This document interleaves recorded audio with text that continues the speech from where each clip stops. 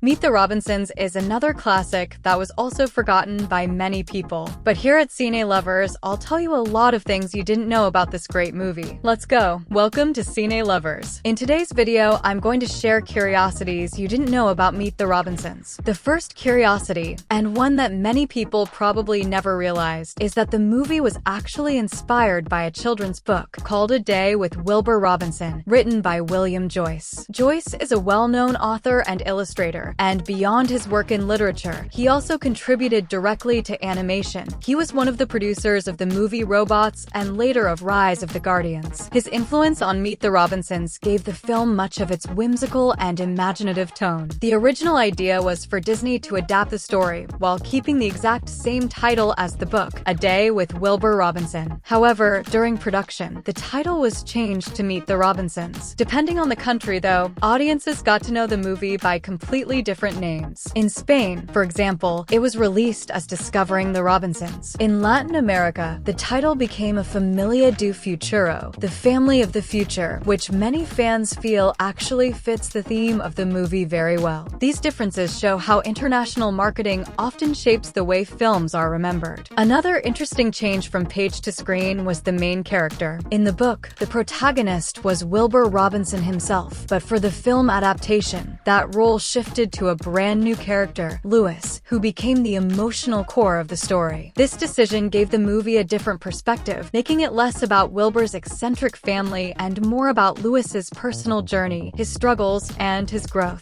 And of course, being a story about time travel and futuristic inventions, the movie couldn't miss the chance to pay tribute to one of the greatest time travel classics ever made, Back to the Future. Fans of the trilogy will immediately recognize the reference. In Back to the Future, once Doc Brown fixed certain parts of the DeLorean, the car was able to take flight, with its wheels tilting downward as it soared into the sky. In Meet the Robinsons, a subtle nod to this moment appears in Lewis's notebook, where we see a sketch of a flying car with the same design feature. It's a small detail, but it connects Disney's animation to one of the most beloved sci-fi franchises of all time. In another scene, a store called Jake's Electronics appears, which is a tribute to director Steven Anderson's son, Jack. This same director also directed a Winnie the Pooh movie in 2011, as well as being the original voice of Kai in Frozen. Interestingly, he is also the original voice of 3 characters in Meet the Robinsons: the older Goob, Tallulah, and Bud. In the boys' bedroom wall, we can also see pictures of Nikola Tesla, the famous engineer, and Walt Disney, as well as a clock featuring Albert Einstein's face. If you enjoy these science references, click on this video to watch my video about Dexter's Laboratory. You're going to love it. When Disney bought the rights to the book, the initial idea was to make a live-action film, but they soon realized that animation would give them much more freedom to create the scenes. Another curiosity is that the movie features an observatory named after director Steven Anderson. And speaking of memories, Meet the Robinsons was the first Disney movie not released on VHS, going straight to DVD. The last one released on VHS had been Chicken Little. The cap with a dinosaur and the word Dinos is not just a reference to the family's baseball team. It actually hides a deeper nod to William Joyce, the author of the original book. Besides inspiring the movie, Joyce also wrote another children's book called Dinosaur Bob, and the cap works as a fun tribute to his work. Before the movie even started in theaters, audiences were treated to a very short film featuring the frogs from Meet the Robinsons. In it, the message was clear and simple, reminding people to turn off their cell phones before the feature presentation. Even in this short, there's a little Easter egg. The license plate on the frog's car reads Ribbit, imitating the sound that frogs make. These small creative touches are part of what made Disney's animation so memorable at the time. Inside the Robinson family's house, viewers can spot several framed paintings hanging on the walls. They look like they were hand-painted, adding a warm, personal touch to the set design. If you look closely at one of them, you'll see the signature Ruppel. This is a direct tribute to Rob Ruppel, the art director of the film, honoring his influence on the movie's unique visual style. When it comes to hidden details, Disney didn't forget to include their most iconic symbol, Mickey Mouse. Throughout the film, several hidden Mickeys can be found. In the garden, for example, there are bushes trimmed into shapes that resemble Mickey's head. In another shot, when the image flips upside down, the same silhouette can be spotted again.